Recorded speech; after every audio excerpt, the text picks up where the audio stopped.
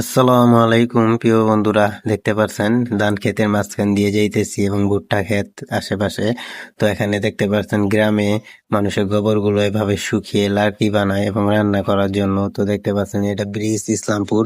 তো ব্রিজের উপর উঠবো, উঠে অটোতে উঠে আজকে আপনাদেরকে দেখাবো সেমাই। তো ঈদ উপলক্ষে অনেক সেমাইয়ের কাজে চাপ। তো সিয়ামে অনেক দিন ধরে দেখা হয় না, একসাথে গল্প করি না।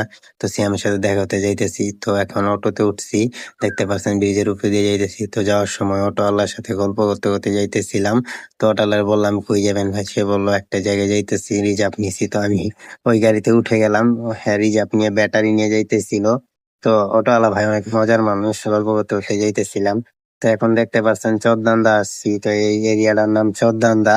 তো এখানে একটা সময় রাস্তা ছিল না, রাস্তা এবং গ্রামের মাঝখান দিয়ে দেখতে পাচ্ছেন খেরের পাল্লা গুলো অনেক সুন্দর দেখা যাইতেছে। তো আরো দেখাবো এখন যেমন শীতের শাকসবজি গুলোই আছে, কিছু কিছু জায়গায় ধান লাগানো আছে, বেগুন লাগানো।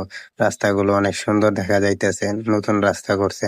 তো দেখতে পাচ্ছেন এই যে সেমাইয়ের জন্য প্রথম খাম্বির বানানো হইলো, এটি চাক্কা বানাইতেছে এই যে সেমাইয়ের জন্য। এই যে মোস্তফা দেখতে পাচ্ছেন কাজগুলো করতেছে, সেমাইয়ের কাজগুলো সম্পূর্ণ হাতে তৈরি করে। তো দেখাই আপনাদেরকে, এই যে সেমাইয়ের জন্য এই বলগুলো বানিয়ে এটি টানা হইতাছে। তো এই যে দেখতে পাচ্ছেন আপনারা, তো আপনাদেরকে দেখাই এই যে সেমাইগুলো ভাজতেছে। তো এখন ভেজে ভেজে এই যে সিয়াম অনেকদিন পর ওর সাথে দেখা হলো।